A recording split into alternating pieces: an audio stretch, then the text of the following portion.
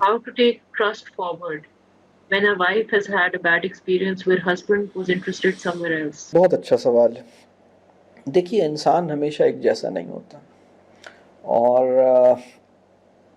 بعض اوقات اور چونکہ انسان ہے وہ گڑبڑ کرتا ہے، غلطی کرتا ہے. دیکھیں اپنے اسپاؤس کو نا اپنے آپ سے نہیں ڈرائیں، اپنے اسپاؤس کو اپنے فیئر سے ڈرا کے اس کی اصلاح نہیں کروائیں، اپنے آپ سے شرمندہ کر کے اس کی اصلاح نہیں کریں، بلکہ اس کو اللہ ہی سے ڈرا کے کہ بھائی ٹھیک ہے مجھے بھی اور آپ کو بھی اپنے سارے معاملات اللہ کو دینے ہیں، تو ہمیں جو ہے نا وہ اپنی زندگی کو ٹھیک کرنا ہے.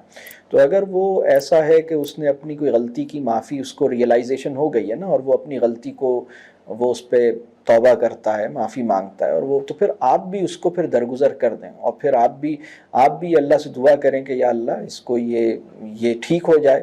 اور پھر آپ دیکھیں کہ یہ کیوں، مطلب بعض اوقات یعنی کیا ہوا ہے، میری اور اس کی ریلیشن شپ اتنی ویک تو نہیں ہو گئی کہ یہ کہیں اور جو ہے وہ دوستیاں کر رہا ہے. تو اس کو دیکھیں کہ میری اور اس کی مطلب کیا ہوا، کیا ہے اس کے پیچھے فیکٹرز کیا ہیں. تو اور اگر اس نے کوئی ایسی چیز کی ہے تو بس پھر اس کو بیٹھ کے ڈسکس کر کے ایک دفعہ ریزولو کریں، مطلب ایک دفعہ اس کو اوپر بیٹھ کے کام کریں. اور ایک دفعہ جب یہ چیزیں بیٹھ کے کلیئر ہو جائیں، اور ایک دفعہ جب آپ کا ایک ہوتا ہے نا کہ بیٹھ کے ہم نے اپنی ساری چیزیں ڈسکس کر کے کھل کے اور اب اپنی وہ کر لی، مطلب کلیریفیکیشنز کر لیں. کیونکہ یہ بعض اوقات بہت سے لوگ دیکھیں، ایک مسئلہ اور بھی ہے، وہ شک کرنے کا بھی ایک مسئلہ ہے. بہت سی بیویاں اپنے شوہروں پہ شک کرتی ہیں، بہت سے شوہر اپنی بیویوں پہ شک کرتے ہیں. ہمارے پاس بہت لوگ آتے ہیں، وہ کہتے ہیں کہ مطلب ان کے شوہر جو ہیں وہ اپنی بیوی کے موبائل فونز اور اس کے ٹیکسٹ میسیجز چیک کرتے ہیں، یا بہت سی عورتیں اپنے شوہروں کی موبائل فونز کے ٹیکسٹ میسیجز چیک کرتی ہیں. تو یہ بڑی خطرناک صورتحال ہے، ایسا نہیں کریں.